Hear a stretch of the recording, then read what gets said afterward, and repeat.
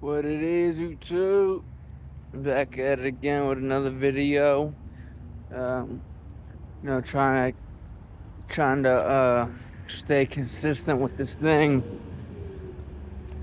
In my life, that's the one thing that I have stood by, and I've realized that everything I've been successful in, I have been consistent at, and that's always been my strong point. It goes hand in hand, I think, with the addictive trait, the addictive gene. Whatever I do full fledged. If I'm into fitness, I'm in the gym every day. Um, Back in the day when I was hustling, I was out every day, all day. You call me, I'm on go. I'm good. Before that, when it was football, I was out there getting that work in every day. Never missed a practice, and then even after practice, we'll be running routes and all that. So with this YouTube thing, I'm trying to stay consistent with it because, I see that's where a lot of people lack at, who have a lot of potential, but they just don't take it serious. And I'm not taking this thing serious because I want to get big, get rich, but I want to get big to get my message out there to the youth. Like I say in every video, my whole point is to get the message out to the youth that the streets is not worth it. It has brought me way more pain than it's brought me good. And today's story is going to be about this boy I knew. I'm gonna out his name. The last video I did about Reds, I didn't put his name in there because his family. I have a lot of respect for his family, but this boy, unfortunately, his family was kind of the reason that he was even put into this situation. And I'm putting his name out there to pay homage to him. This boy T.J. Pope, those from Baltimore County area, specifically Dundalk. This is a story of a 16-year-old kid who, he got big in the drug game quick. I knew that this kid, he was 16 years old, and he was already a white boy too, a 16-year-old white boy, and he was working with kilos of coke, and he was picking up ounces of dope at 16 years old. And at that time, he was way more advanced than all of us. We was still working with the weed, and some of us had graduated to selling the pills, and that lane. But he was on a whole nother level for the age that we were at. And I know one of the old heads who was he wasn't our OG, but he was one of the old heads around the way who we had respect for. I guess you could say he was one of our OGs. Old head Bud, old biker dude, and he took the boy TJ to re-up one time, and he thought he was going to just pick up an 8-ball or something, and he turns around because he was driving the truck, and the boy TJ was in the back seat, and he said he turned around after the boy re-up, and he had a whole bird of coke and a bunch of dope. And I know this to be true because I knew this boy on a personal level, and I eventually was in the room with him when he was bagging up a couple times, and I've seen him with weight at a very young age. But the story is very sad though. his parents, well, I don't know what happened to his dad. I don't know if his dad was in prison. I don't know if his dad was dead or just a drug addict. But his dad wasn't in the picture, and his mother was a full-fledged drug addict for sure, like a full-fledged junkie. And you know, me going through addiction, like I do have, I view it differently now than I did at the time, because at that time I didn't go, obviously at 16 I didn't go through addiction yet. You know, I was still on the selling side of the game, and you know, a lot of people that are selling drugs, they put their nose down to people who are getting high.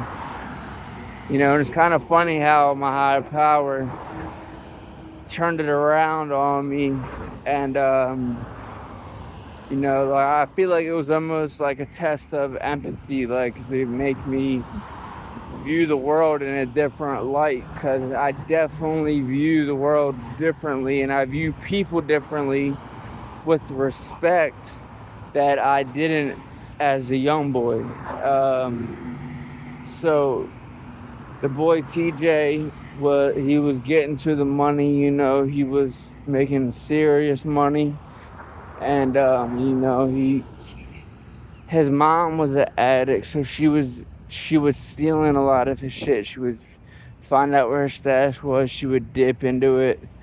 You know, that's a very common story, unfortunately, in Baltimore. Like, a lot of us, our parents are addicted to drugs, which therefore leads us at a young age to kind of fend for ourselves and do what we want, because there's not much parental guidance, there's not much structure in the household. So a lot of us go out to the streets at a young age, and with our mother being an addict, or father, but it's usually the mother. I know in my case it was, but you know, specifically in this case, the boy TJ, his mother was going into his stash. She was dipping into his stash. She was stealing from him.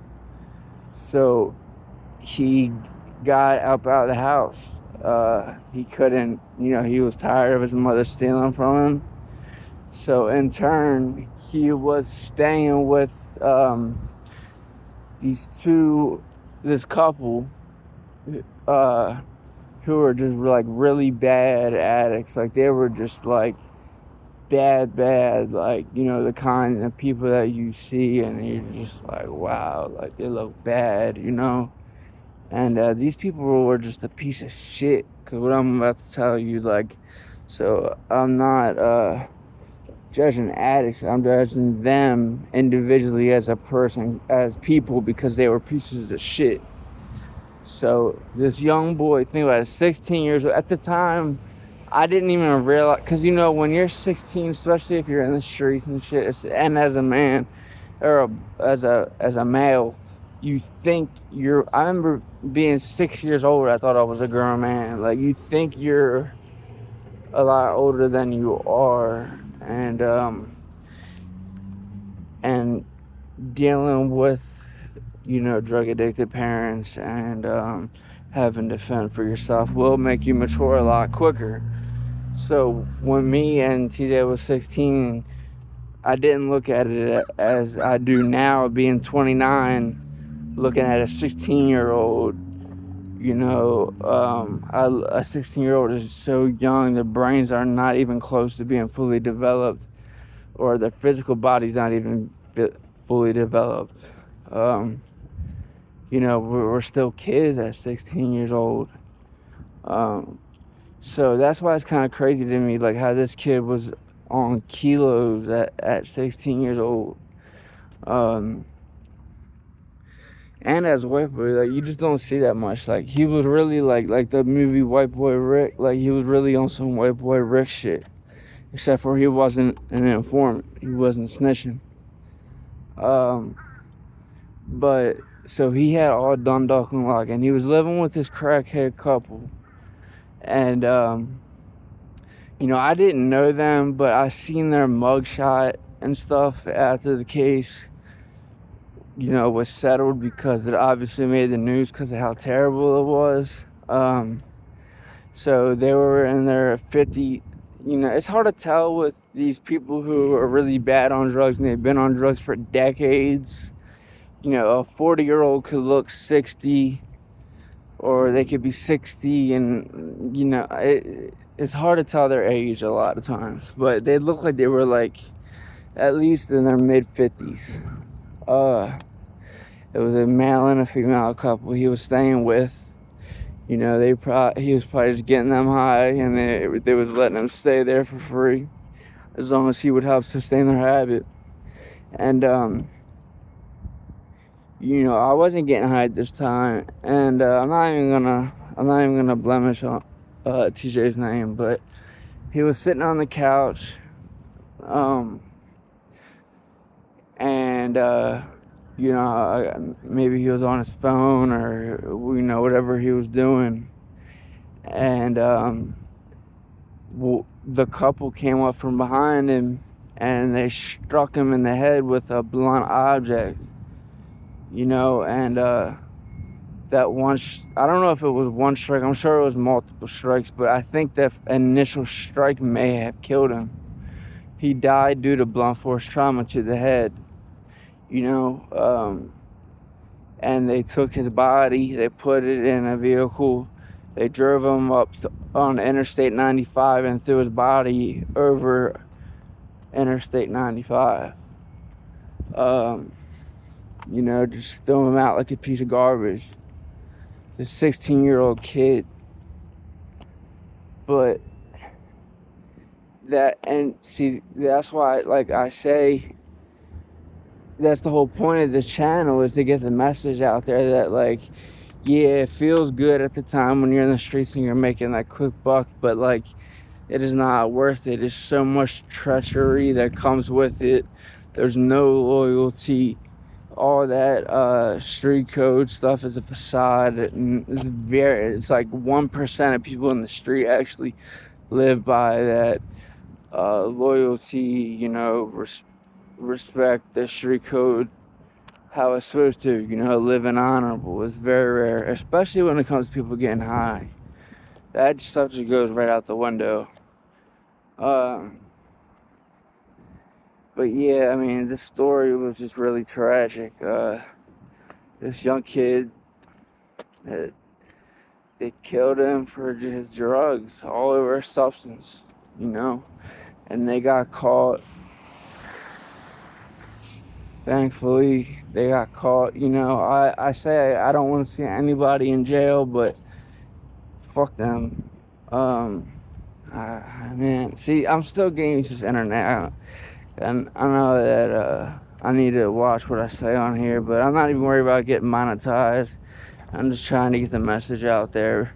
But so yeah, this story, was just very tragic, and this was it's crazy that this was 13 years ago now. Like, it still feels like this happened a couple of years ago, especially because most of my 20s I was ripping and running and getting high, and that makes time really blur. But like, hold on one second, let me put this caffeine up there.